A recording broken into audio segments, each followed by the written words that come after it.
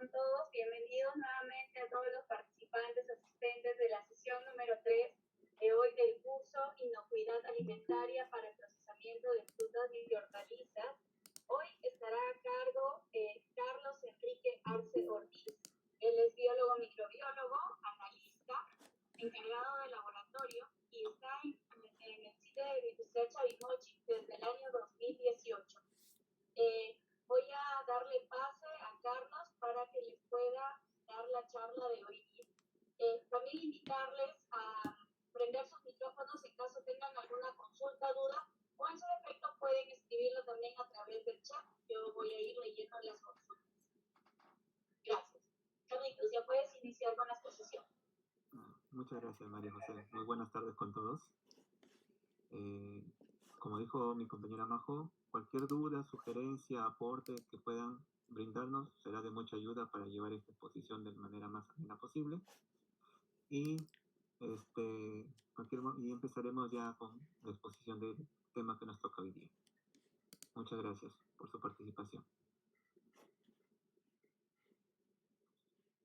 Bueno, el tema general de esta capacitación es lo que es inocuidad alimentaria para procesamiento de frutas y hortalizas. Como tema a mí me ha tocado lo que es microbiología e inocuidad alimentaria. Para eso nosotros lo que vamos a tocar ahorita son los microorganismos que alteran los alimentos. Como todos sabemos, los alimentos, si no se desarrolla un adecuado proceso, pueden ser alterados y no ser aptos para el consumo humano.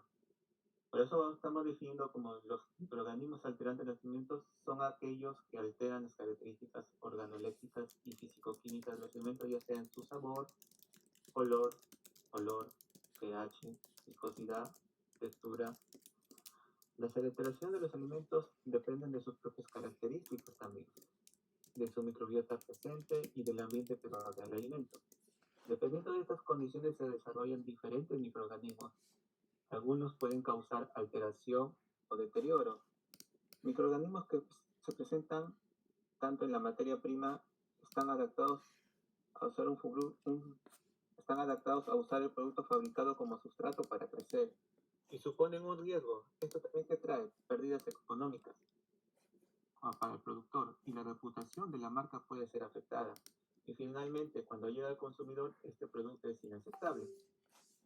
Aquí podemos observar en una pequeña imagen al fruto que es la mandarina. Como en el tiempo la fruta se va descomponiendo. Algunas personas lo que hacen es descartar la parte afectada, cosa que yo no recomendaría porque el producto ya está contaminado. ¿Esto qué puede ocasionar? Alergias a mohos. ¿Y esta exposición a qué se debe? Porque las frutas padecen un proceso que se conoce como pardiamiento enzimático. ¿Esto por qué ocurre? Porque se rompen las células y las enzimas entran en contacto con elementos externos que las oxidan. ¿Esto que provoca? Que la piel se rompa y permita que el oxígeno exterior penetre en la fruta y la estropee, que en este caso permite el ingreso microbiano. Como tema también tenemos lo que son los microorganismos como agentes de deterioro. Se considera alimento deteriorado a aquel que sufre daños químicos o físicos por agentes microbianos, de forma que es inaceptable para el consumo humano. Cada tipo de alimento se deteriora por acción de un tipo de microorganismo concreto, estableciendo una asociación específica entre el microorganismo alterante y el producto alterado. Aquí podemos encontrar a dos grandes grupos, que son los mohos y las levaduras y las bacterias. Las levaduras son resistentes a pH bajos y se asocian al exterior del alimento con alta actividad de agua y alto contenido de azúcar. Podemos encontrar en zumos pasteurizados o también en frutas recién cortadas o yogures. Aquí encontramos también, como le había mencionado, a los mohos, que son hongos filamentosos que también son muy resistentes a pH bajos. De algunas especies también al calor.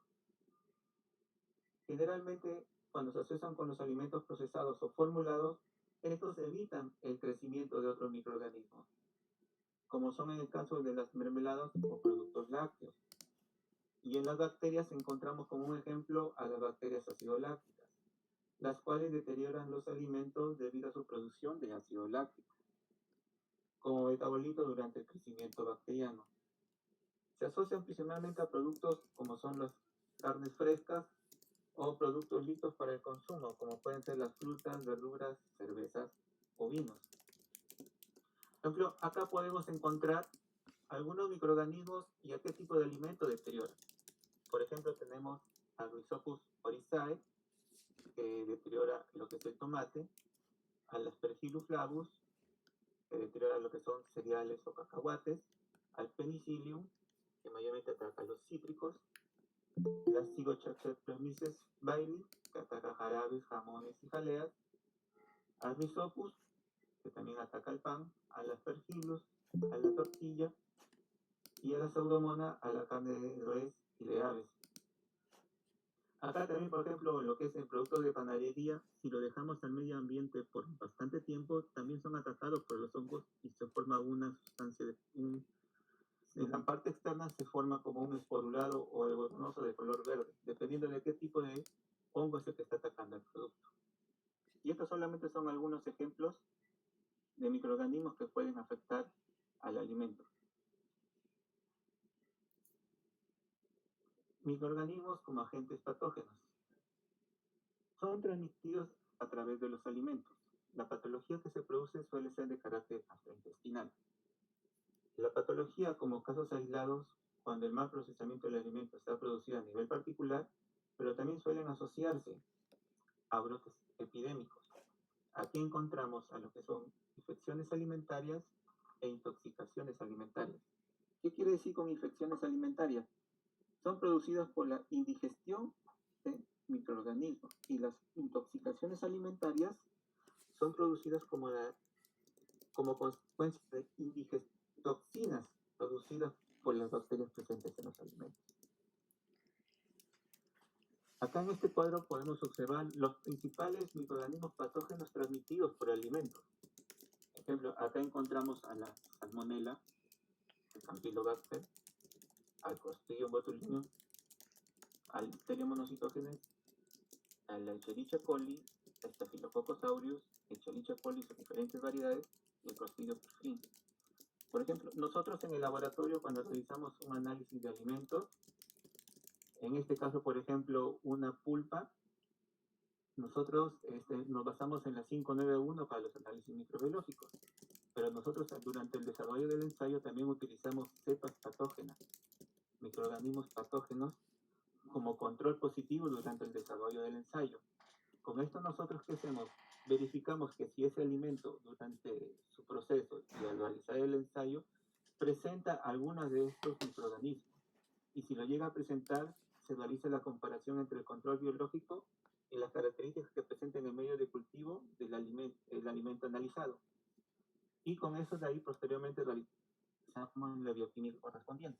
Si presenta las mismas características tanto en las colonias como en la bioquímica correspondiente, podemos asegurar que ese alimento sí presenta ese microorganismo patógeno. Pero también como nosotros como laboratorio tenemos procedimientos ya estandarizados de la manera en cómo se debe procesar esos controles biológicos, para que así evitar que el analista o los analistas se puedan contaminar de este producto y puedan causarle daños a la salud, porque como sabemos, al ser microorganismo patógeno puede afectar a la salud de la persona. Y también utilizamos procedimientos para el descarte de estos microorganismos patógenos utilizados en los análisis de alimentos, en el cual mayormente ya se ha estandarizado que se utiliza un autoclave a 121 grados centígrados por 30 minutos para la eliminación de estos microorganismos patógenos utilizados en los ensayos de los alimentos que nosotros como laboratorio acreditado desarrollamos. Microorganismos benéficos en la industria alimentaria. No todos los microorganismos también nos van a causar un daño a la salud. Hay microorganismos que también nos ayudan para realizar productos que son aptos para el consumo humano. La presencia de microorganismos en alimentos no siempre representa una amenaza, como les estaba diciendo, sino que también desempeña diferentes papeles en los alimentos. cumplen muchas funciones benéficas para otros seres vivos y el ambiente. Además, el hombre ha aprendido a aprovecharlos en beneficio propio. Por ejemplo, en la biotecnología alimentaria utiliza ampliamente los microorganismos que intervienen en diferentes etapas de los procesos para el desarrollo de nuevos productos y son esenciales para realizar estos tipos de productos. Por ejemplo, acá tenemos un cuadro donde, donde se evidencia que para realizar cerveza, pan y vino, el microorganismo involucrado es el Saccharomyces cerevisiae, que es una levadura. Para el producto yogur, tenemos a los Streptococcus thermophilus y Lactobacillus bulgaricus. Para productos fermentados, tenemos bacterias lácticas. Para los quesos, hongos filamentosos. Para las salchichas, bacterias acidolácticas. Y para el vinagre, el acetobacter.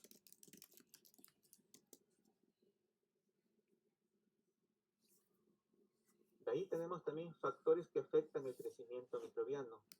Todos los microorganismos, igual que todos los seres vivos, necesitan un conjunto de factores que les permita crecer y vivir en un determinado medio ambiente.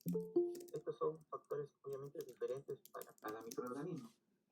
¿Por qué digo esto? Porque las bacterias requieren un ambiente diferente que las levaduras y estas a la vez requieren un ambiente diferente a los hongos. Los factores que influyen en el crecimiento de los microorganismos son factores intrínsecos y extrínsecos. ¿Qué son los factores intrínsecos? Corresponden a las características físico-químicas del propio alimento y los factores extrínsecos a las condiciones de almacenamiento y a las condiciones ambientales. Factores que afectan el crecimiento del microorganismo, los factores intrínsecos los hemos dividido en 4, lo que son nutrientes, pH, agua disponible y oxígeno disponible. Los nutrientes, ya sea en mayor o menor contenido en proteínas, azúcares o otros nutrientes, van a determinar qué tipo de microorganismo es capaz de crecer en el alimento. Esto va a permitir el crecimiento de algunos microorganismos más exigentes a nivel nutricional. En este caso conocemos que los hongos constituyen el grupo de microorganismos nutricionalmente menos exigentes. De ahí posteriormente le siguen las levaduras y de ahí las bacterias.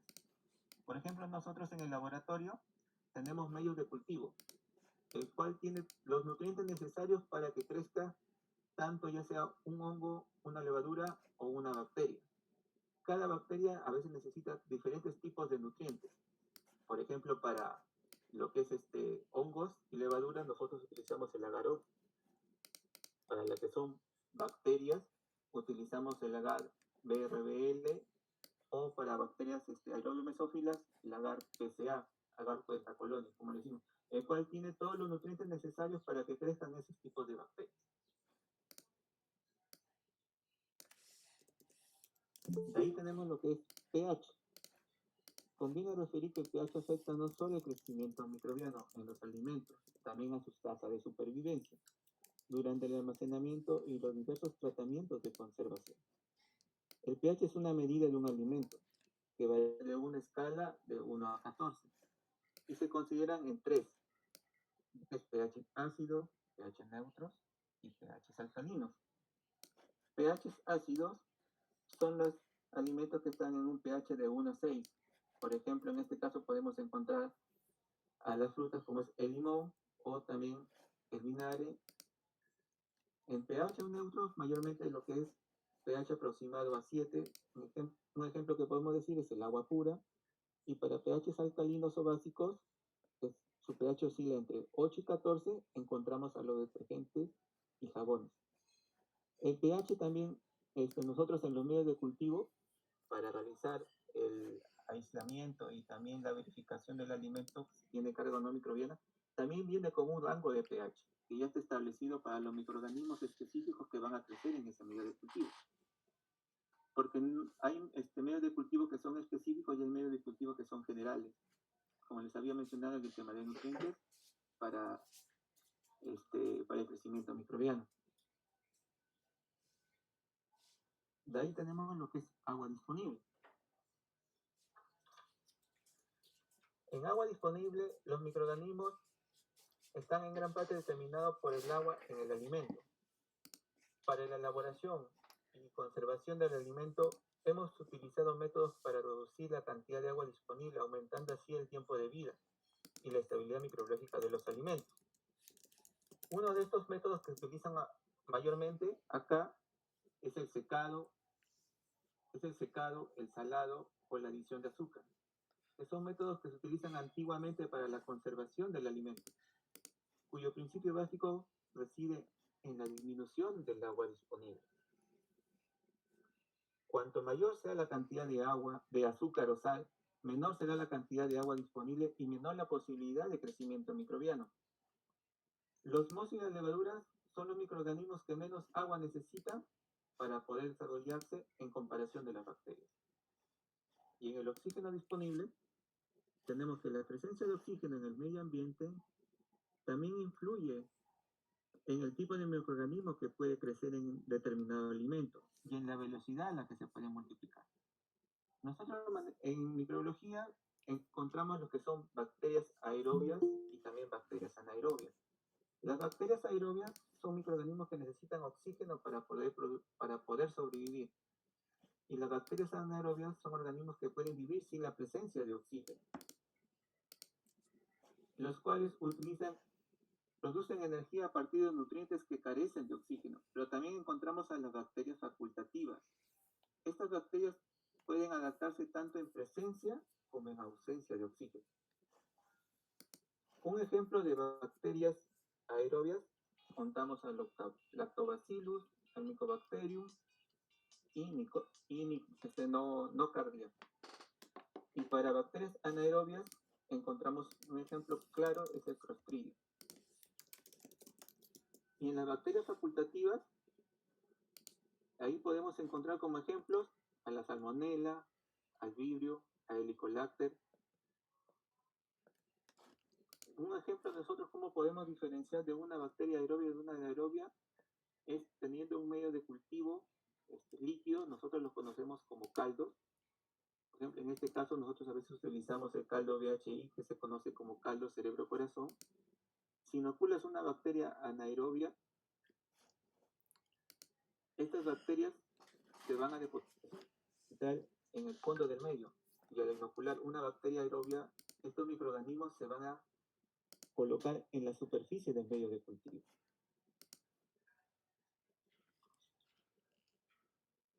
Aquí podemos observar cuál es el pH mínimo, el pH óptimo y el pH máximo que necesitan los organismos para poder desarrollarse. En la tabla 1 se observan que los mohos y las levaduras necesitan un pH mínimo de 1,5 a 3,5. Un pH óptimo para los mohos de 4,5 a 6,8 y un pH máximo de 8 a 11. Y las levaduras de 8 a 8,5. A comparación de las bacterias, que se puede verificar que su pH mínimo circula en el rango de 4,5 a 5,5, un pH óptimo de 6,5 a 7,5 y un pH máximo de 8,5 a 9. Ahí se puede ver la gran diferencia de cómo las mohos y levaduras tienen más resistencia a crecer tienen una mayor proliferación a crecer en un alimento que las bacterias. Y también contamos con las bacterias eulácticas, de 3 a 5 como pH mínimo, pH óptimo de 5,5 a 7,5 y un pH máximo de 6,5 a 8. Y acá en la tabla número 2 se pueden observar algunos ejemplos de algunos productos y sus rangos de pH. Por ejemplo, encontramos a las claras de huevo con un pH de 7,5 a 9, al maíz de 7 a 7,5, a la yema de huevo con un pH de 6,1, a los crustáceos con un pH de 6,8 a 8,2, zanahoria de 5,2 a 6,2, al pollo de 6,2 a 6,4, a las uvas de 3,4 a 4,5. Y así, posteriormente siguen los alimentos que tienen diferentes tipos de pH. Ahora entramos a lo que son los factores extrínsecos, en el cual encontramos a la temperatura y a la humedad relativa. La temperatura. Los microorganismos necesitan de una determinada temperatura para desarrollarse. Esta temperatura se designa como temperatura óptima o ideal para que estos microorganismos puedan desarrollarse. Por eso los microorganismos se clasifican en 3 grupos. Microorganismos, lo que son los termófilos, los mesófilos y los psicrófilos. Los termófilos son aquellos cuya temperatura óptima se sitúa entre 40 a 65 grados centígrados. Algunos ejemplos de estos tenemos al Thermus aquaticus, al Bacillus heterothermophilus. Mayormente, casi en la elaboración de los alimentos es difícil encontrar este tipo de especies de microorganismos. De ahí tenemos a los microorganismos mesófilos. Son microorganismos cuya temperatura óptima oscilan entre 20 a 40 grados centígrados. Acá podemos encontrar al Clostridium, al Enterobacter, al Staphylococcus y al E. coli. El Clostridium es una bacteria gram positiva, es una anaerobia. El Enterobacter es una bacteria gram negativa, aeróbica. Staphylococcus también es una bacteria gram negativa, aeróbica. Eso quiere decir, como había mencionado anteriormente, que necesitan la presencia de oxígeno para poder desarrollarse. Estos microorganismos son los que mayormente podemos encontrar en la elaboración de alimentos. Y son los métodos de ensayo que se han desarrollado y están estandarizados para poder aislar, identificar y reportar estos tipos de microorganismos. De ahí tenemos también a los que son los microorganismos psicrófilos. Son aquellas cuya temperatura óptima de crecimiento oscila entre 15 grados centígrados a menos. Acá podemos encontrar las pseudomonas y aeromonas. De ahí estamos con el tema de lo que es la humedad relativa. Una humedad relativa muy elevada favorece el crecimiento de los microorganismos, especialmente de aquellos que se encuentran en la superficie. Estos influyen directamente en la actividad del agua del alimento. Si un alimento con baja actividad de agua se guarda en una atmósfera con humedad relativamente alta, la actividad de agua de este alimento aumentará, permitiendo el deterioro debido a los microorganismos. ¿A qué se refiere con la actividad de agua? La actividad de agua viene a ser una pequeña fracción de agua libre en los alimentos, utilizados por los microorganismos para su crecimiento. Estos se miden en valores de 0 a 1. Entre más bajo el valor, menor perecedero será el alimento. Y a cambio, ¿qué es una humedad? Una humedad viene a ser la cantidad total de agua que posee el alimento, expresada en porcentajes. Esto significa que es un índice de estabilidad del producto. Aquí, en este cuadro, podemos observar que las bacterias se pueden destruir a una temperatura elevada, pero a una temperatura baja, que de congelación, lo que hace es que las bacterias pasen a una etapa de no crecimiento, pero no significa que las bacterias van a morir, las bacterias se mantienen en un estado latente. Nosotros, por ejemplo, en microbiología, para que un alimento, durante la preparación de los medios de cultivo y evitar que crezca algún microorganismo, lo ponemos al autoclave a una temperatura de 121 grados por 15 minutos. Y como había mencionado anteriormente, para realizar el descarte de los controles positivos o si alguna muestra ha presentado crecimiento microbiano, utilizamos también el autoclave a 121 grados, pero por 30 minutos, para poder eliminar toda la carga microbiana que haya crecido en ese medio de cultivo. Si las temperaturas óptimas, pero si tú le das una temperatura óptima de crecimiento, estos microorganismos se van a desarrollar y se van a multiplicar de manera muy rápida. Por ejemplo, para lo que es coliformes totales, su temperatura es de óptima es de 37 grados centígrados. Para lo que es E. coli, su temperatura óptima de crecimiento es 44 grados centígrados. Para la salmonela, su temperatura óptima de crecimiento que se están desarrollando es a 37 grados centígrados. Y para Staphylococcus aureus también es a 37 grados centígrados. Y también ahí utilizamos también, como les había mencionado anteriormente, los medios de cultivo, los cuales tienen los nutrientes, el pH y las condiciones adecuadas para que ese microorganismo se pueda desarrollar.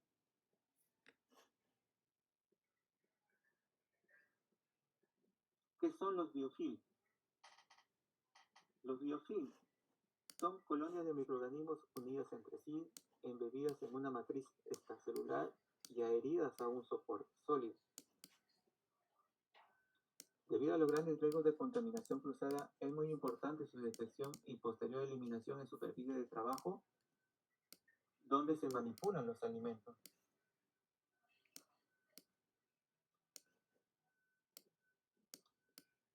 Acá tenemos las etapas de formación de los biofilms.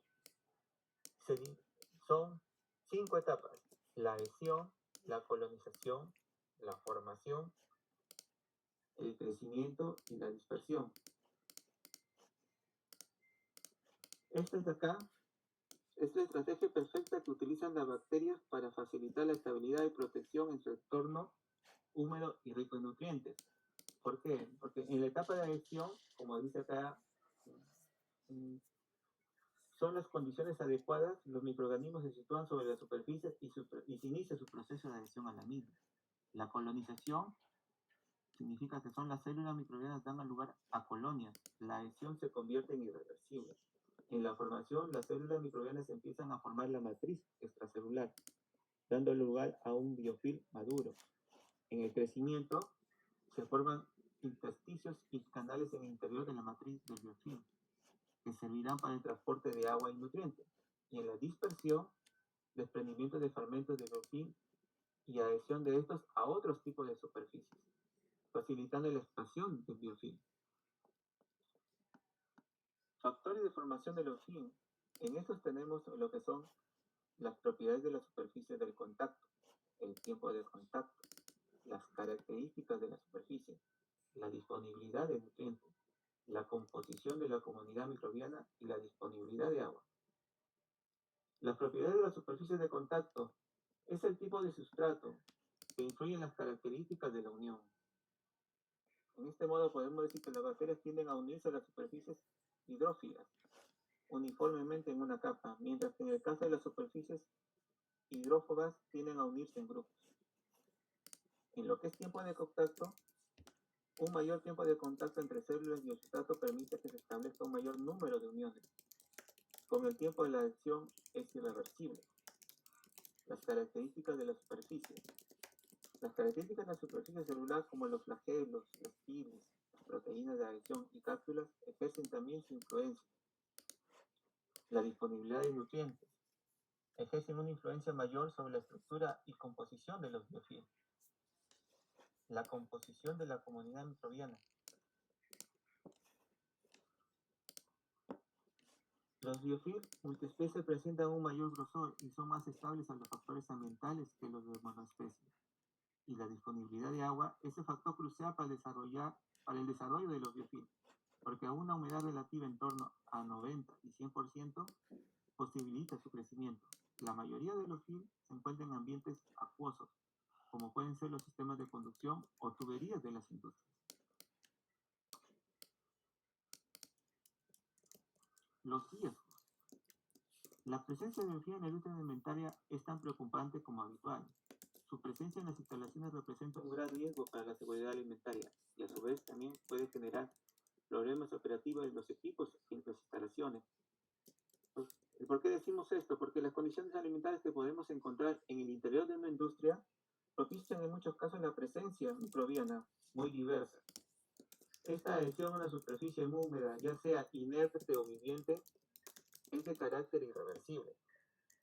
Esto favorece el desarrollo de los biofilms, que pueden agregar microorganismos patógenos como son Listeria monocytogenes, Salmonella o Pseudomonas aeruginosa. Esto debido a que las bacterias logran ventajas significativas al proporcionar los biofilms, protección frente a fluctuaciones microambientales de humedad, temperatura o pH, facilitando la eliminación de desechos. Por ejemplo, a mí en este caso, cuando yo trabajaba en una empresa anteriormente de agroindustria, tuvimos un caso de detección de Listeria monocytogenes en un producto congelado.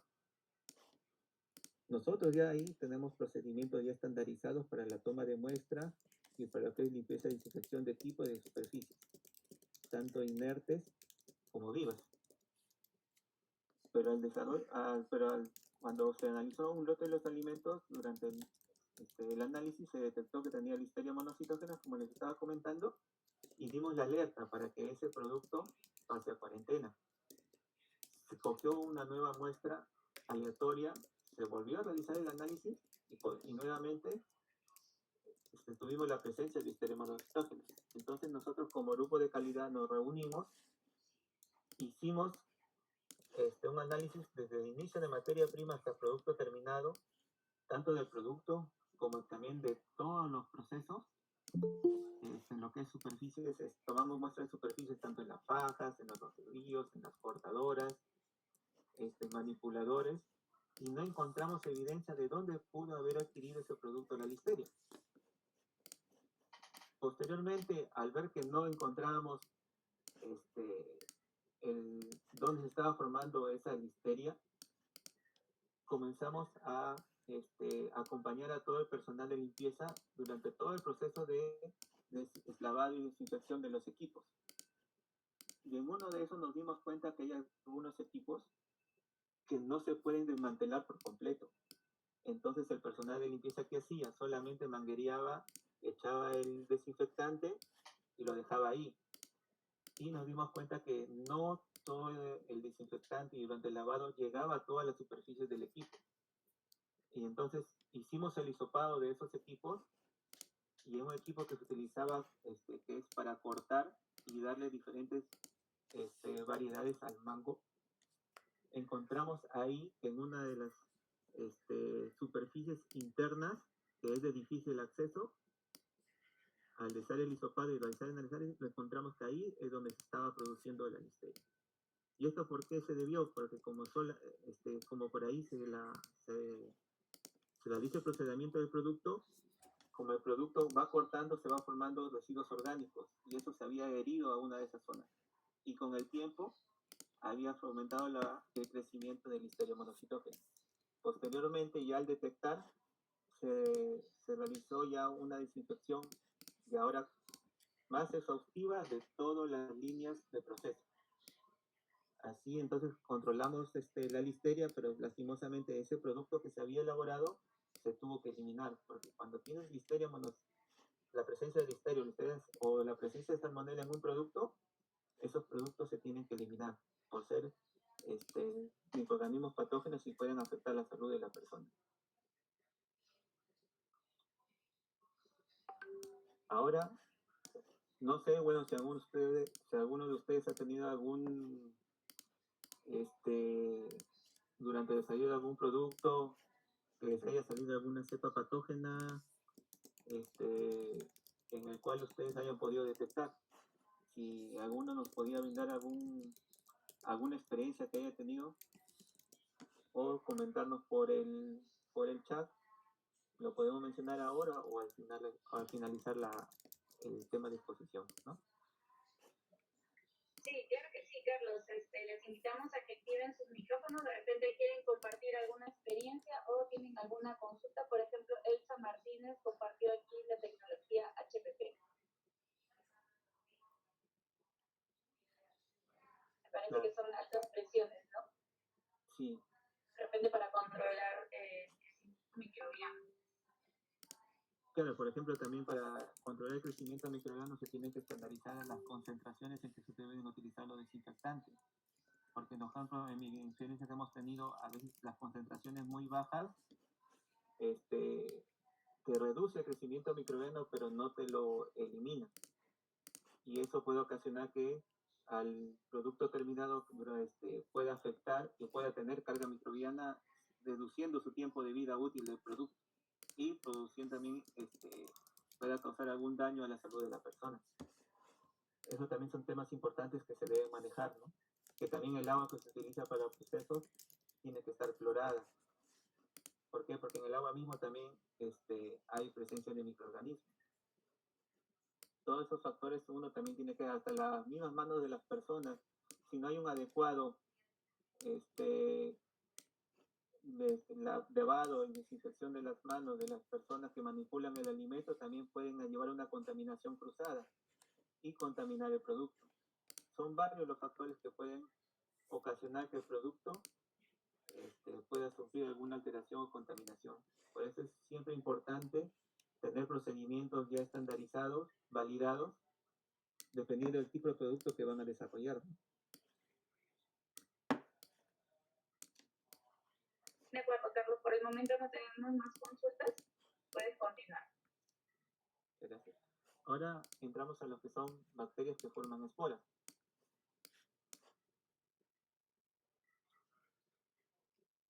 A diferencia de las bacterias patógenas vegetativas que no forman esporas ni toxinas, el tipo de bacterias de las que tratamos forman esporas cuando están en su forma vegetativa. Además, estas esporas pueden permanecer latentes durante largos periodos de tiempo, en condiciones de temperatura y humedad, que la propia bacteria en su estado vegetativo no aguantaría.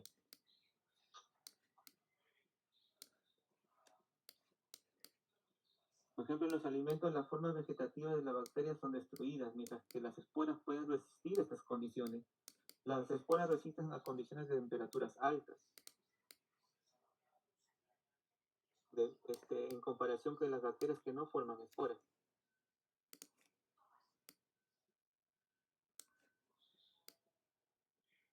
También podemos encontrar que la adecuación de los alimentos ha evolucionado principalmente desde el ámbito veterinario, ya que mayormente la intención para proteger a las personas de las enfermedades transmitidas por los animales, como son las zoonosis.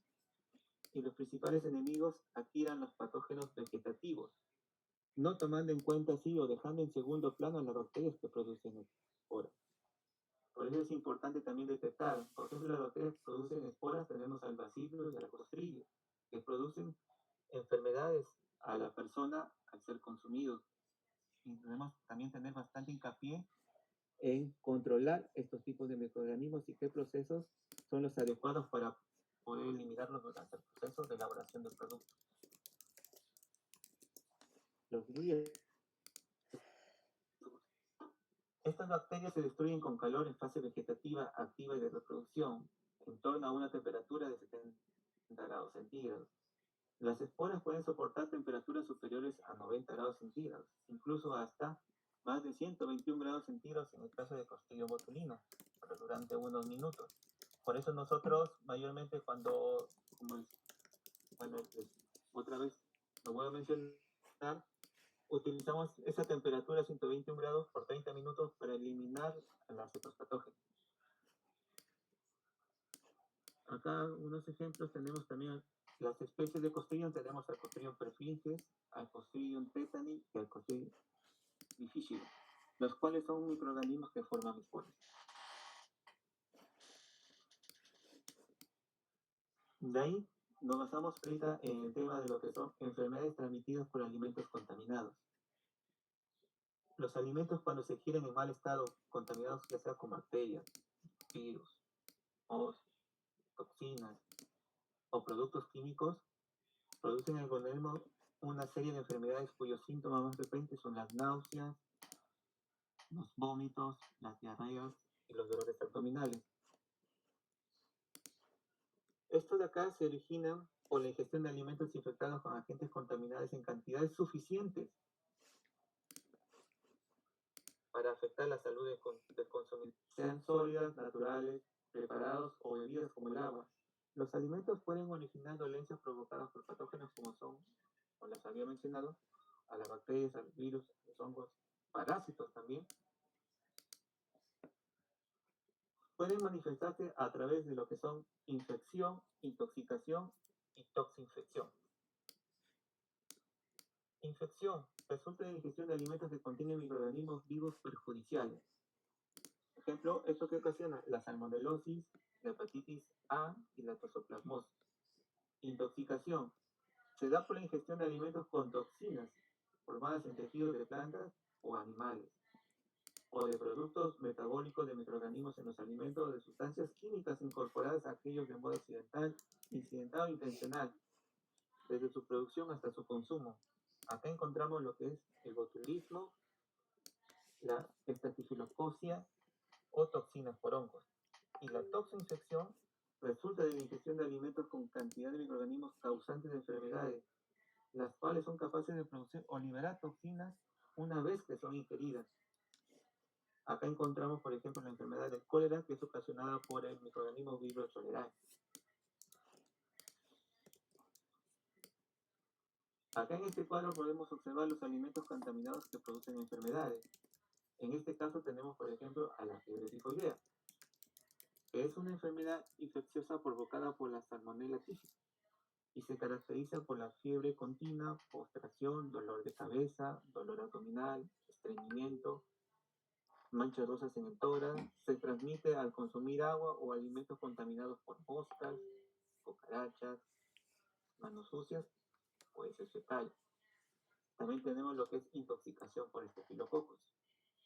Se produce al consumir alimentos a base de leche contaminada, por heridas, tos, estornudos.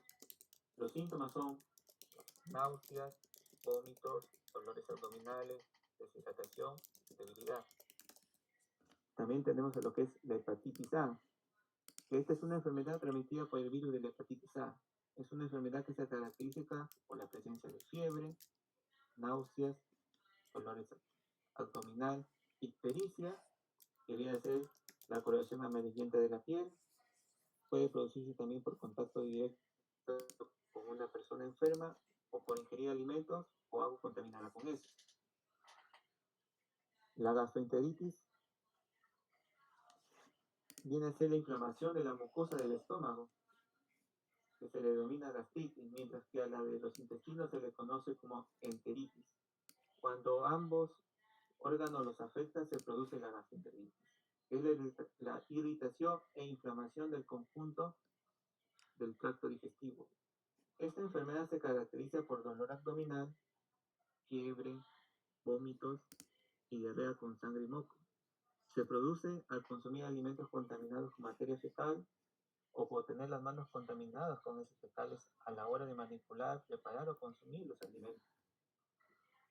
En este caso también tenemos a la amibiasis. Es una enfermedad causada por el parásito llamado Entamoeba histolítica. Se transmite por alimentos o aguas contaminadas, hortalizas o frutas contaminadas con heces fecales y o por contacto de persona a persona, produciendo pequeñas ulceraciones intestinales. Los síntomas propios de esta enfermedad son malestar abdominal, diarrea y heces con sangre y pus. También tenemos a lo que es el cólera, como lo había mencionado anteriormente, que es ocasionada por la bacteria Vibrio cholerae. Se caracteriza por presencia de diarrea, con heces abundantes líquidas y vómitos, lo que trae como consecuencia una deshidratación violenta y rápida. El cólera también provoca calambres musculares, ojos hundidos, voz débil, aceleración del pulso y la piel se torna azulada. Se produce al consumir agua contaminada con heces fecales o alimentos contaminados por agua sucia, manos sucias, moscas. Las enfermedades transmitidas por los alimentos. Los alimentos desde su fuente de producción hasta el consumo tienen que recorrer diferentes etapas de un largo camino en el que están expuestos a contaminación y alteraciones, desde su adquisición, lo que es el transporte, lo que es la recepción, lo que es el almacenamiento, lo que es la preparación previa y final, lo que es el servido o venta. Durante todas estas etapas del proceso del alimento puede sufrir alteraciones si no se desarrolla un buen proceso de elaboración del alimento. Si no, el personal no está comprometido a realizar una buena elaboración del alimento y una limpieza y desinfección adecuada también de los equipos. Si tenemos todo eso, nosotros podemos realizar un producto inocuo y libre de organismo apto para el consumo humano.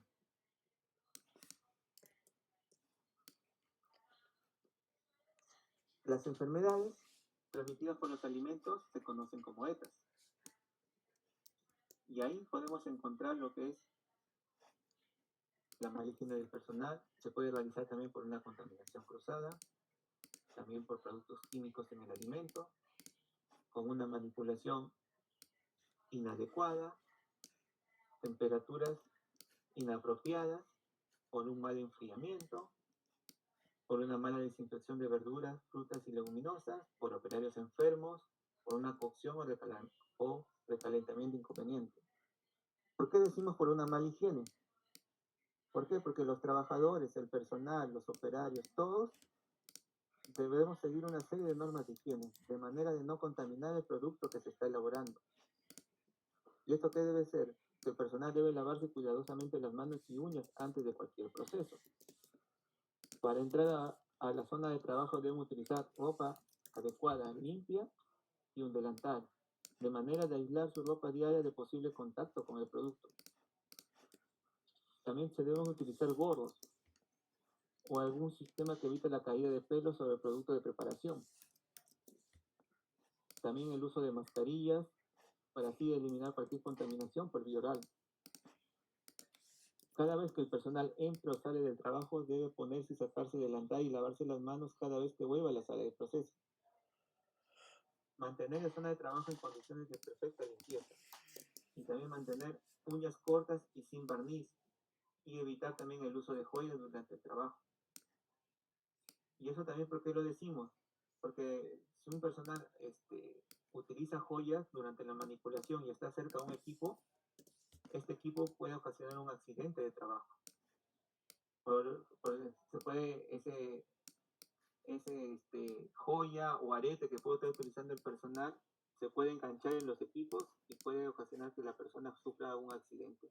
Por eso es recomendable siempre al momento de ingresar a su zona de trabajo no llevar estos tipos de joyas la persona durante su proceso de elaboración de los productos. De ahí tenemos lo que es la contaminación cruzada, que viene a ser la transferencia de microorganismos, ya sean bacterias, virus, parásitos. Desde los alimentos crudos o sin desinfectar hacia los alimentos que están listos para el consumo humano. ¿Cómo ocurre una contaminación cruzada? Una contaminación cruzada se puede producir por tres procesos, ya sea de alimento a alimento, de persona a alimento o de superficie a alimento. De alimento a alimento se deben los alimentos crudos o sin lavar y desinfectar. Habita microorganismos que pueden ser causantes de enfermedades. Estos microorganismos pueden contaminar alimentos cocidos o alimentos listos para consumir cuando se ponen en contacto directo con los alimentos crudos o sus líquidos. Ya puede ser sangre de la carne o suelo de los quesos. De persona a alimento, las manos pueden contaminarse con microorganismos al tener contacto con alimentos crudos o sin desinfectar. Si no se hace un correcto lavado, puede transferir a otros alimentos al momento de manipular. Por ejemplo, cuando se manipula carne cruda y sin lavarse las manos se puede preparar un cóctel de frutas. Esto puede contaminar con los microorganismos que estaban presentes en la carne cruda. Y de ahí tenemos a lo que son de superficie de alimento. Ocurre cuando un equipo o utensilio, se encuentra sucio. Ya podemos encontrar también a las cucharas, cuchillos, trapos, tablas de picar, son puestos en contacto con los alimentos que están listos para el consumo humano. El resultado de estas tres situaciones es el consumo de alimentos contaminados que puede provocar enfermedades gastrointestinales. El uso de los mismos utensilios en alimentos crudos sin lavar y cocidos causa contaminación. De ahí tenemos que son los productos químicos. Los productos químicos usados en el procesamiento de alimentos es la categoría de los aditivos alimentarios. Son todas las sustancias adicionadas intencionalmente en los alimentos con el objetivo de modificar sus características físicas, químicas, biológicas o sensoriales durante la fabricación, procesamiento, preparación, tratamiento, embalaje, acondicionamiento, almacenamiento, transporte o manipulación. Algunos de estos productos químicos encontramos a la tartracina o colorantes de comida, el galato de propilo, el nitrito de sodio, el dióxido de silicio, silicato de calcio y la triacetina. Manipulación inadecuada. El manipulador de alimentos es toda persona que manipula directamente alimentos envasados o no envasados, equipos y utensilios utilizados para los alimentos o superficies que entran en contacto con los alimentos y que se espera por lo tanto que cumplan con los requerimientos de higiene de los alimentos. Una manipulación inadecuada del alimento va a llevar a una contaminación ya sea de la materia prima hasta el producto terminal. Las temperaturas inapropiadas. Estas condiciones de temperatura oscilan entre 5 a 65 grados. Estas dan las condiciones idóneas para que las bacterias, hongos y virus crezcan y se multipliquen en los alimentos. Si los alimentos pasan 4 horas a temperaturas inadecuadas, aumenta notablemente el riesgo de que se produzca una intoxicación alimentaria. El mal enfriamiento que ocasiona. Si el alimento permanece en enfriamiento en el rango de temperatura considerado peligroso, ya sea durante más de 2 horas, puede ocasionar que los microorganismos se multipliquen, ya sea microorganismos patógenos, formar resistencia o esporas que forman algunos microorganismos, multiplicándose posteriormente en las formas normales o vegetativas. Una mala desinfección. Se conoce que la desinfección de alimentos se basa fundamentalmente en retirar todo aquel microorganismo que afecte al sistema inmunológico, provocando infecciones y enfermedades que lo puedan debilitar. Ingerir alimentos que no han pasado por un proceso de desinfección y limpieza puede provocar infecciones bacterianas, virales y parasitarias, ocasionando diarreas, gastroenteritis, fiebre y por lo tanto también deterioran la calidad alimentaria. Los empleados enfermos o operarios enfermos. Los empleados que están enfermos pueden transferir virus y bacterias a los alimentos que preparan, y así los clientes que consuman estos alimentos se puedan enfermar. Y lo que es cocción, recalentamiento, inconvenientes, si no realizamos una adecuada cocción del alimento, esto de acá no se van a eliminar toda la carga microbiana que puede tener ese producto, ocasionando que la persona al momento de consumirlo, le puede afectar su salud. Por ejemplo, acá tenemos enfermedades transmitidas por alimentos que en este caso son las bacterias. Acá encontramos a lo que es la salmonella, el estafilococo, el Clostridium botulinum, la listeria, el E. coli. ¿Qué efectos ocasiona? En el caso de la salmonella, fiebre alta, dolor abdominal, diarrea, náuseas, vómitos e incluso hasta la muerte. ¿Dónde encontrarlos?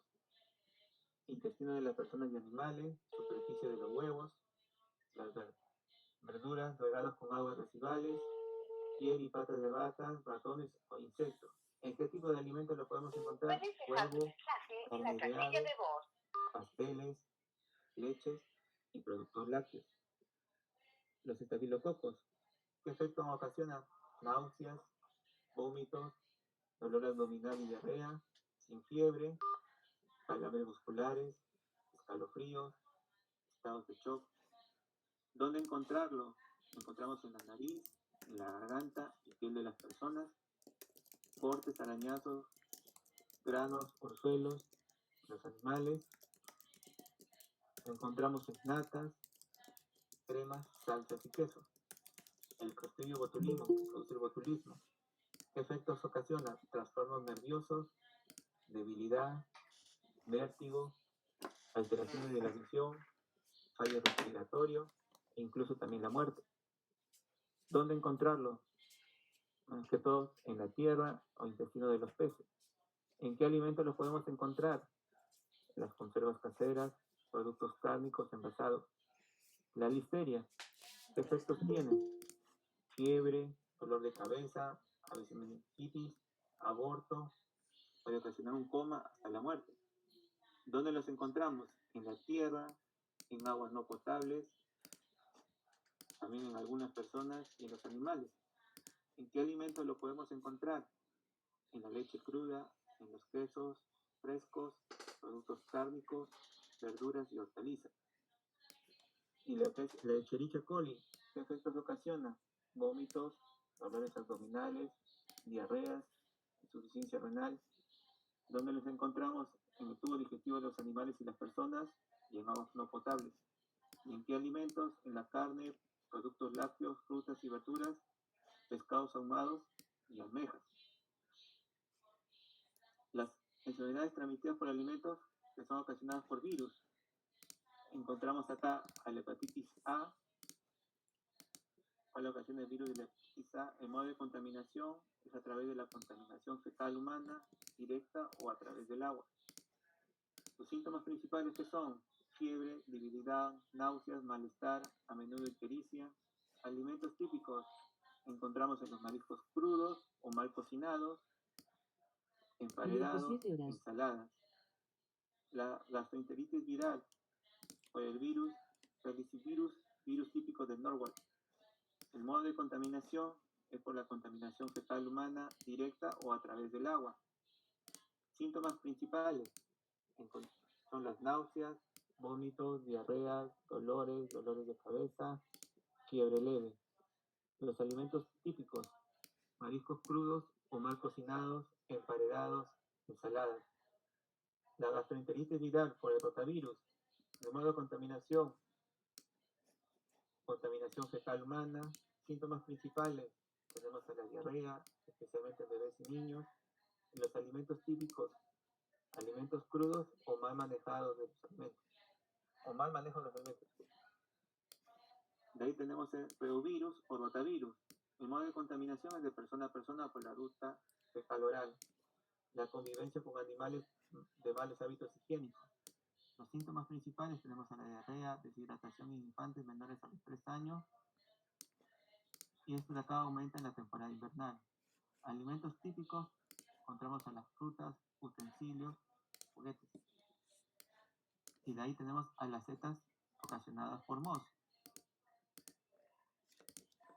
Las especies toxigénicas de mayor importancia pertenecen a 3 grupos de géneros, en los cuales encontramos a los que son los aspergillus, penicillium y fusarium,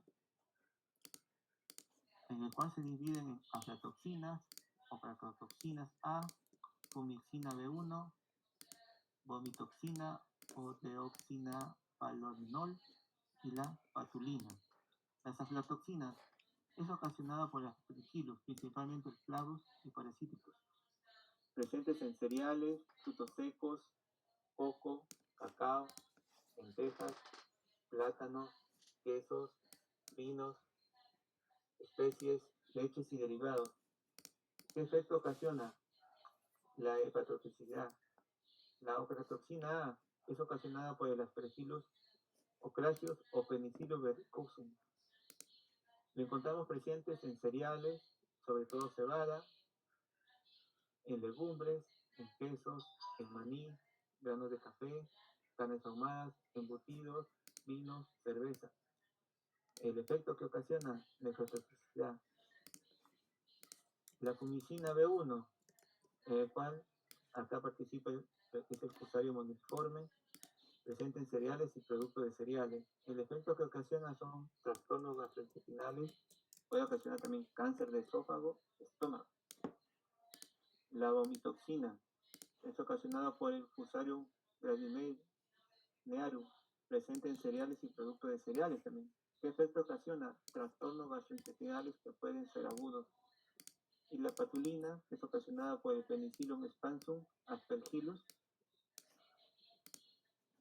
y el Icosilanus, presente en frutas, manzanas, peras, albaricoque, melón y uvas, compota de frutas y quesos. ¿Qué efecto ocasiona? La hepatotoxicidad, nefrotoxicidad y carcinomas. Estas son mayormente, como les estaba mencionando, las setas también ocasionadas por bacterias virus y mos. Quisiera saber si ustedes tienen alguna pregunta, algún comentario, algún aporte que desearían aportar para la exposición que se ha dado. Me gustaría saber si tienen algún comentario. Invitamos a los participantes a que puedan hacer sus consultas.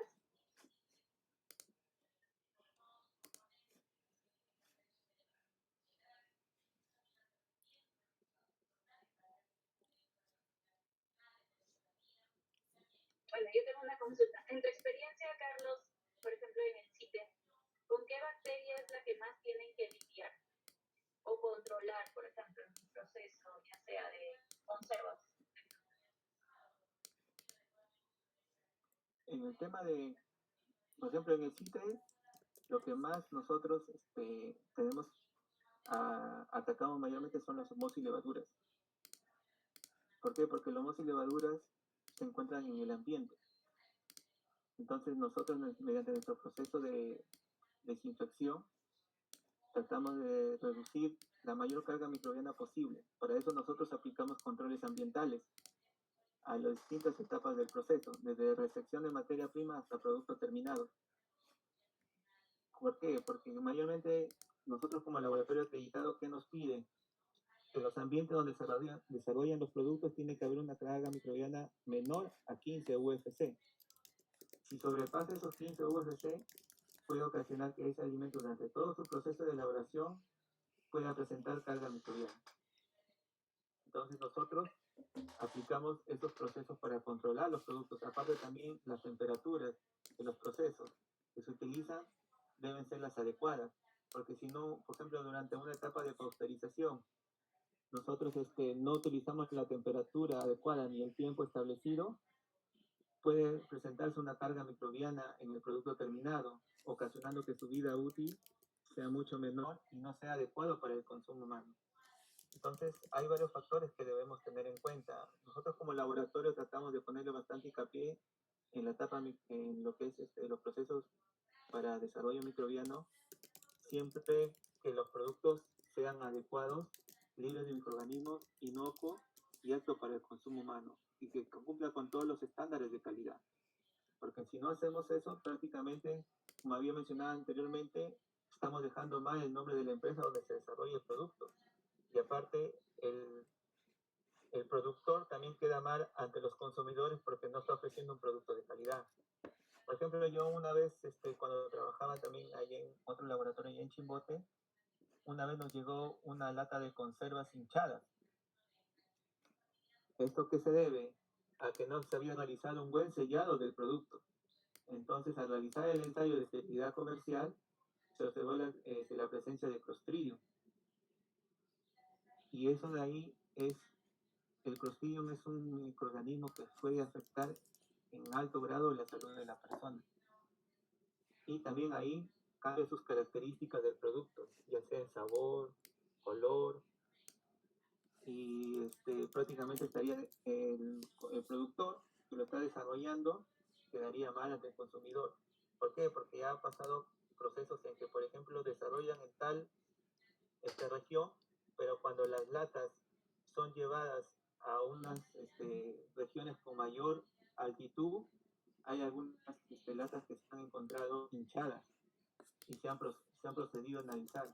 ¿Por qué? Porque no se había realizado un buen sellado durante el proceso.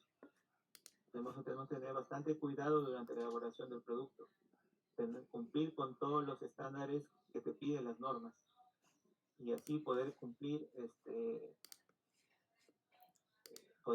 con esos parámetros, con esos requisitos y obtener un producto inocuo.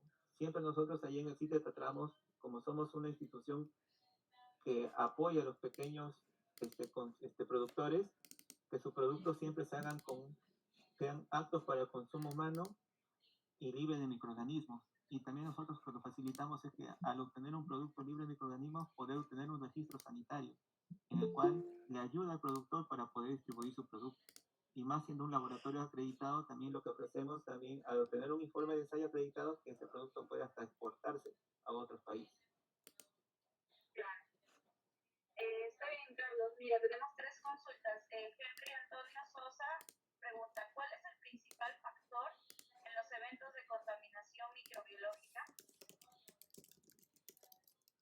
Bueno, en mi caso, el principal factor son los nutrientes. ¿Por qué? Porque si tú por ejemplo, como les había mencionado en el tema de listeria, si tú le das todas las condiciones para que ese microorganismo tenga el sustrato necesario para poder desarrollarse, ese microorganismo se va a desarrollar. Yo he hecho pruebas, por ejemplo, de que sembrando en una placa para que es netamente para salmonela, y una vez haciendo un enfrentamiento, hasta me ha crecido hongos en esa placa. O sea, los microorganismos, si tú le das una pequeña cantidad de sustrato, nutrientes, las condiciones adecuadas, así, por más mínimas que sean, el microorganismo se va a desarrollar. Por eso les había presentado un cuadro, por ejemplo, que los mozos y levadura, su pH mínimo para crecer de 1.5 a 3.5. ¿Por qué? Porque los mohos y levaduras son los microorganismos que prácticamente pueden alterarte el producto en cualquier instancia y son los que menos requerimientos nutricionales necesitan para poder desarrollarse. Y también son los más complicados en poder eliminar porque ellos forman esporas y las esporas son más resistentes a las temperaturas. Por eso en este caso para mí lo que es los nutrientes son los más importantes para que un mecanismo pueda desarrollarse. Y eso va también en conjunto con el pH y la temperatura, ¿no? Pero si tú le das una mínima cantidad de nutrientes a un microorganismo, tenlo por seguro que ese de ahí se va a desarrollar. No quizás en grandes cantidades, pero sí se va a desarrollar y eso con el tiempo puede afectar a tu producto. Jorge Carlos Silva consulta, ¿en su trabajo ha realizado control de proveedores? Si es así, ¿cuál es el principal problema microbiológico que ha tenido? Por ejemplo, nosotros para realizar un producto, el cliente trae sus insumos de diferentes instituciones, que en este caso son los proveedores, pero nosotros tenemos que verificar que esos aditivos que se van a adicionar al alimento o al producto que se va a elaborar tienen que estar libres de carga microbiana. Esos productos también deben de presentar un registro sanitario o alguna especificación que ha pasado por un análisis microbiológico, en el cual no debe presentar ninguna enfermedad para que pueda ser utilizado durante el producto. Porque eso es muy importante también, porque por ejemplo, si tú compras, por ejemplo, azúcar de un distribuidor que no te presenta todas las garantías, ya saben, en los azúcares se ha encontrado evidencias que hay crecimiento de aerobios y mohos y levaduras si no ha sido pasado por un proceso adecuado. Entonces, todos los proveedores que uno va a consultar o tiene que adquirir, tiene que verificar que esos insumos se encuentran aptos para poder utilizar, de que cumple con todos los estándares de calidad para poder ser utilizados durante sus procesos. Por eso también es siempre importante hacer una lista, por ejemplo, para un productor, de qué proveedores, en base a sus tiempos, son los que mejores rendimiento les ha dado. Y en base a eso, nosotros, por ejemplo, como laboratorio, tenemos una lista de proveedores en base a medios exclusivos, los cuales ya están estandarizados y verificados y con sus certificados de calidad, que los productos que estamos adquiriendo son adecuados para que así podamos desarrollar nuestro método de ensayo. Claro, Carlos, eso es en el caso de productos, pues podría decirse envasados, ¿no? Y, por ejemplo, justo consultaron ayer también, ¿qué pasa con los proveedores, por ejemplo, de frutas, hortalizas, que compran en el mercado la hermelita, ¿no? ¿Cómo controlas o cómo verificas? ¿Cuál es el procedimiento, mejor dicho? Claro, por ejemplo, los productos que son de campo, tanto de frutas como vegetales, siempre van a presentar carga microbiana. La materia prima en sí siempre te va a presentar carga microbiana. Ya sea por la manipulación misma, por el ambiente donde están, porque tanto en el suelo, en el aire, hay microorganismos. Entonces, lo que uno hace durante su etapa de desarrollo como producto final es que esa materia prima, su carga mediante los procesos de desinfección, pasteurización, los PCC, los puntos críticos de control, esa carga microbiana se disminuya, que es como que al elaborar ya tu producto terminado esté libre de carga microbiana. Y así no puede afectar tu producto, porque tengo por seguro que la materia prima, toda materia prima, tiene carga microbiana, pero algunas en gran cantidad como otras en pequeñas cantidades. Todo va a depender de dónde la adquieres y la manipulación que ha sufrido ese producto. Por ejemplo, nosotros un tiempo estuvimos trabajando con alcachofas y la materia prima nos llegaba con alta carga microbiana, tanto de aerobios, de coliformes, de mohos y levaduras, pero no presentaba patógenos como era el E. coli y salmonella, que también le hacíamos. Pero la carga microbiana era alta, pero con los procesos de desinfección que le aplicábamos a esa materia prima prácticamente lo bajaba a cantidades mínimas y óptimas para su desarrollo durante el proceso.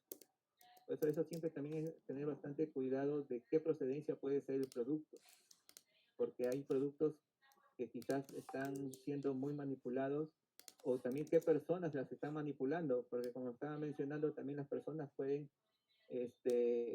transmitir enfermedades al producto, ya sea al estornudar o en las mismas manos, al no desinfectarse, al lavarse bien las manos, puede estar contaminando el producto y ese producto ya no solamente llega con carga microbiana, que son los indicadores de calidad, que son los coliformes, aerobios, mos y levaduras, sino ya con también microorganismos patógenos.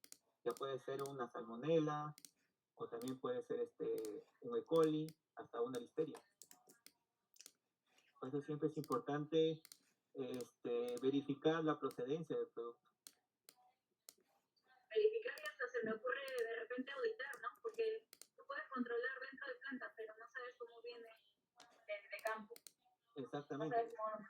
No sabes de qué campo es, porque en el suelo, de qué distrito o provincia lo traen ese producto, no sabes ese suelo qué carga microbiana tiene, durante su manipulación, durante el envasado, en sacos, no sabes si esa persona que está enferma o no. O sea, son varios factores y por eso lo adecuado sería buscar proveedores, si esto por ejemplo en los mercados, verificar que ese producto, por lo menos de manera visual, que no tenga daños. Porque si un producto, por ejemplo, tú lo tocas y está un poco blando, ya significa que ya hay presencia de microorganismos. Quizás de manera visual no lo puedes ver, pero con el tiempo tú vas a verificar que ese producto va a crecer, especialmente lo que crece son hongos. ¿Y eso qué te va a ocasionar? Tu rendimiento, que tu rendimiento sea mucho menor a lo que tú no quisieras. Pero también, y ahí son costos. Tenemos otra consulta de María Luz García Criollo. Al respecto, ¿cuál sería el proceso para verificar o determinar la fecha de vencimiento de un producto nuevo? Por ejemplo, nosotros ahí en este caso aplicamos lo que es vida útil a diferentes temperaturas, dependiendo de qué tipo de producto. Por ejemplo, en una pulpa nosotros aplicamos la temperatura de lo que es refrigeración a temperatura ambiente y a temperatura extrema. Y nosotros en base a tiempos vamos verificando, vamos haciendo los análisis microbiológicos, pero también físico-químicos y sensorial, porque un producto, su vida útil no solamente va en el tema microbiológico, también va en el tema de lo que es físico-químico sensorial, porque un producto puede estar microbiológicamente bien, pero sensorialmente quizás no, ya es del agrado del consumidor. Por ejemplo, una pulpa se tiene que verificar, se ha evidenciado que la temperatura de refrigeración es la más adecuada para aumentar su vida útil. Pero si tú lo dejas al ambiente o a una temperatura extrema, ese producto se comienza a pardear. Entonces, de manera visual, un consumidor que ve una pulpa de manera, con todas sus características y ve una pulpa opaca, prácticamente no va a ser del agrado del consumidor y no lo va a adquirir. Mayormente ahorita se están en una pulpa, el tiempo de vida útil que hemos pronosticado es de 6 meses, pero en temperatura de refrigeración, en el cual cumple con todos los estándares de calidad, tanto sensorial, físico-químico y microbiológico. De acuerdo. Jorge Carlos Silva consulta, ¿qué normas utilizan para establecer los límites de referencia que utilizan? Las que detallan, por ejemplo, UFC. De repente nos puedes facilitar. Sí, por ejemplo, nosotros utilizamos la 591-2008 de IGESA, en el cual ahí nos detalla una lista de grupos de alimentos y sus rangos mínimos y máximos que te permite para que que te permite para ser adecuado para el consumo humano. Ese tema lo estaba para tocar mañana, pero sí les voy adelantando de que esa es la que nosotros manejamos. Por ejemplo, pulpas, lo que es frutas, está en el grupo de frutas y hortalizas semiprocesadas. También está lo que es frutas y hortalizas frescas, frutas y hortalizas deshidratadas, tenemos lo que son quesos maduros, quesos no maduros. Los análisis microbiológicos va a depender de qué tipo de producto uno va a elaborar. En base a eso es qué análisis se realiza el producto. Pero también nosotros, ahí en el CITE, a pesar de ese análisis, también hacemos los controles de calidad. que son los indicadores de calidad, que son los coliformes, aerobios, mos y levaduras, para que el producto sea mucho más idóneo y que cumpla con todos los estándares de calidad. Entonces ahí en ese 591 te dice los criterios. Por ejemplo, un criterio de un producto te dice que de 5 muestras, 2 tienen que estar en el rango mínimo y máximo. Si 3 productos, si de los 5 muestras que has subido, 3 productos analizados sobrepasan ese rango, ese producto se rechaza. Pero si de esos 5 solamente uno ha salido entre rango mínimo y máximo, el producto se acepta. Ahí nos dan los criterios de cómo podemos nosotros aceptar o rechazar un producto o un lote de productos. De acuerdo, Carlos. Tenemos otra consulta. Jorge Carlos Silva dice, al realizar la limpieza y desinfección, se puede disminuir la carga microbiana, pero quedan las toxinas, como las ocratoxinas y aflatoxinas, entre otros, que estos generan. ¿Qué tratamiento sugieren? No. En ese caso, por ejemplo, bueno, cuando yo, todo va a depender también, como le digo, de la desinfección. Sí, como dices, cuando se hace lo que es la desinfección de los ambientes, por eso nosotros, por ejemplo, en nuestro caso, en el CITE no nos ha pasado, no hemos tenido ese tipo de inconvenientes. ¿Por qué? Porque como si tú realizas un adecuado desinfección de tus ambientes, de los equipos, del personal, y tienes un control, un monitoreo de ambiente y de superficies, tenlo por seguro que tu producto no va a tener esa presencia de toxinas. ¿Por qué? Porque también tus parámetros que tú vas a aplicar a un producto, tienes que ver qué procesos le vas a hacer. Por ejemplo, para lo que son conservas, entran a un autoclave, a una temperatura y tiempo determinado. Eso prácticamente, el producto al analizarlo nosotros, cuando yo trabajaba en otra empresa, prácticamente salían libres de microorganismos. Os digo, todo depende también de cómo vas a plantear tus procesos desde el inicio hasta el término y también cómo lo vas a almacenar tus productos, porque eso también es importante. Si no tienes un buen almacenamiento de tu producto, ese producto a la larga se puede contaminar. ¿Qué me pasó una vez a mí un caso cuando trabajaba en una pesquera? Como los almacenes estaban al ambiente, las aves por ahí, lastimosamente en algunos sacos les caía heces. Y al momento de hacer un monitoreo de toda esa ruma, se evidenció que tenía presencia de salmonela, pero no en todas. Entonces lo que se hizo fue, sí nos costó un poco, pero analizar prácticamente casi individualmente, saco por saco.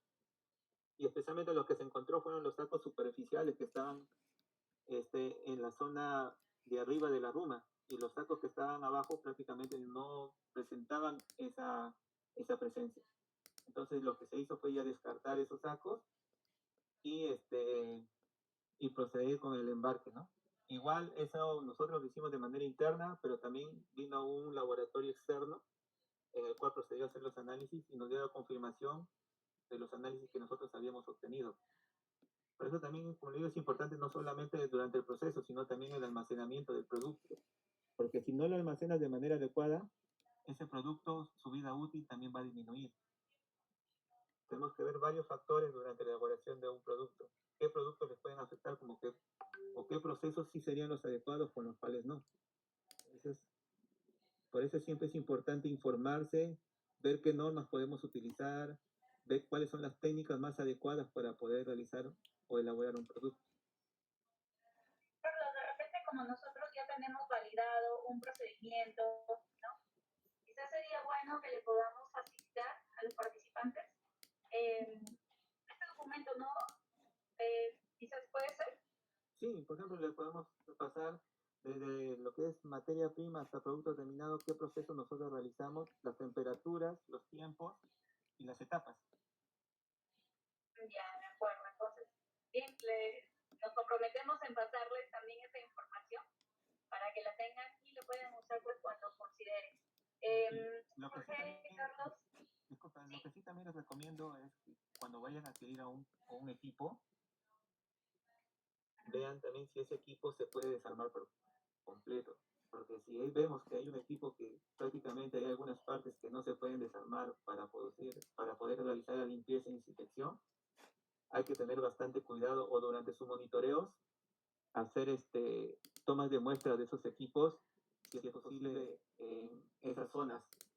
¿Por qué? Porque ahí donde se puede acumular restos orgánicos y puede producir una contaminación del producto, en el cual prácticamente si te crees algún patógeno, ese producto ya no se puede recuperar, sino que prácticamente ya se elimina. Como nos pasó, como lo había comentado nosotros, cuando detectamos listeria.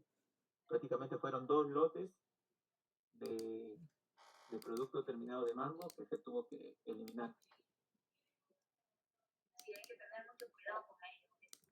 Es lo básico, pues, ¿no? En una empresa de alimentación. Claro, y eso implicó también costos. ¿Cuántas pérdidas de producto se evidenció ahí? Y son productos que también a veces se exportan. Entonces no cumplimos tampoco con los tiempos de exportación que se queda con el cliente, ¿no? Jorge Carlos Silva vuelve a comentar, dice, tiene entendido que las aflatoxinas y aflatoxinas uno las puede encontrar en las materias primas. Por ejemplo, en el café encuentras aflatoxinas y en el maíz encuentras aflatoxinas. Bueno, por lo menos en el CITE no utilizamos esos tipos de productos todavía para elaboración.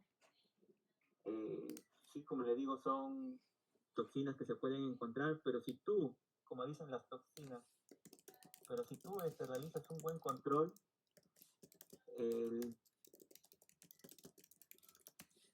si realizas un buen control, eso de ahí con el tiempo durante su elaboración no te va a afectar.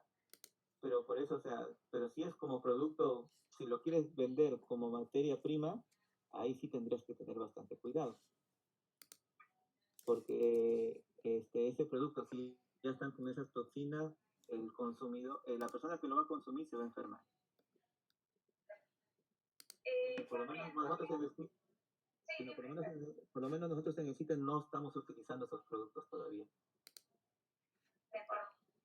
Antonio Sosa hace un comentario, dice, se debe pedir asesoramiento no solo para el uso, sino también para el mantenimiento de las maquinarias y equipos. Claro, exactamente. ¿Qué mantenimiento se debe dar? ¿Cada cuánto tiempo? ¿Qué son productos que sí se pueden utilizar y cuáles no? Porque también eso de ahí va a afectar, porque si utilizas un producto que no se puede utilizar en la máquina, eso lo puede hacer que esa máquina se malogre o se dependiendo, porque en todos los equipos no todo es acero inoxidable.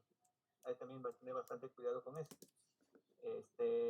Y eso de ahí, si no utilizas un desinfectante adecuado y no le realizas un mantenimiento de manera adecuada, ese producto con el tiempo se va a malograr y esos son también temas de costos y te puede afectar económicamente. Nosotros, por ejemplo, en el laboratorio tenemos lo que son incubadoras, autoclaves, estufas, y nosotros ahorita, en base a nuestros análisis, lo estamos mandando a calibrar anualmente y su mantenimiento también lo realizamos anualmente, pero ese es un mantenimiento externo y un mantenimiento, nosotros también como analistas también realizamos un mantenimiento interno de los equipos para que estos de acá no sufran ningún daño y puedan seguir puedan funcionar de manera correcta, ¿no?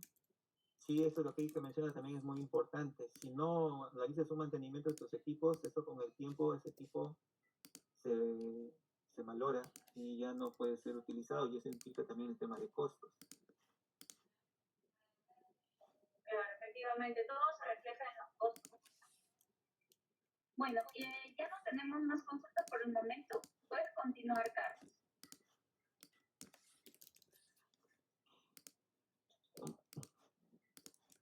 Bueno, eso es lo que, bueno, se había pronosticado para hoy día en los temas. Ya, de acuerdo.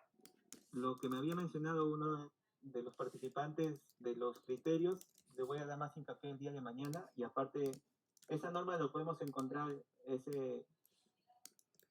La solución ministerial lo podemos encontrar en internet, como les digo, en la 591-2008 de Digesa, y ahí se evidencian todos los productos en los cuales están aceptados y sus criterios, y también las categorías, y los rangos mínimos que te piden y máximos de un producto. Pero si uno quiere sacar un registro sanitario, lo ideal del producto es que sea menor al mínimo, porque si no, Digesa te lo va a rechazar y no vas a poder obtener tu registro sanitario.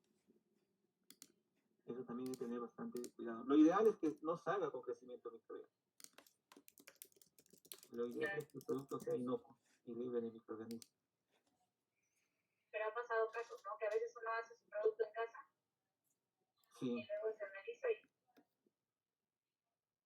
Sí, por ejemplo, bueno, nosotros ahí en el sitio nos ha llegado muestras así, que son de personas que han elaborado productos en casa, que cuando uno lo consume y lo prueba, sensorialmente y físico-químicamente están conformes, pero microbiológicamente nos ha presentado carga microbiana, y al momento de querer sacar su registro sanitario estaban muy por encima del límite máximo permitido.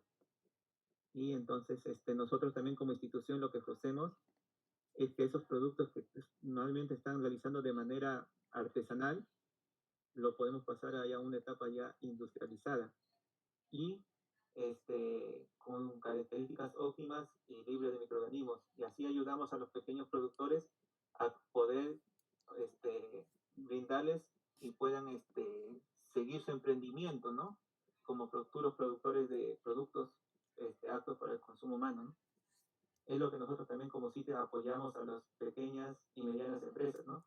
Que tengan ideas de productos que quizás artesanalmente lo están haciendo, pero que también lo podemos apoyar ya industrializando un poco ya ese producto y obteniendo con hasta su registro sanitario y con todas las características que ese producto debe contener. Claro, sobre todo el registro que ahorita está de moda, ¿no? Para empezar un producto que es una tienda de base. Sí, como les digo, o sea, si ustedes tienen un informe o mandan a un laboratorio que esté acreditado y al futuro ven que su empresa sigue creciendo y quieren exportar, el tener un informe acreditado por INACAL les da prácticamente casi todas las puertas de todos los países en el extranjero para que ustedes puedan exportar su producto. Eso es lo bueno de tener un informe acreditado de su producto con el logo de INACAL. Bueno, tenemos otra consulta. De repente alguien quiere activar su micrófono y hacer la consulta, o de lo contrario ya podemos dar por culminada la sesión de hoy. Quedo atenta a sus comentarios.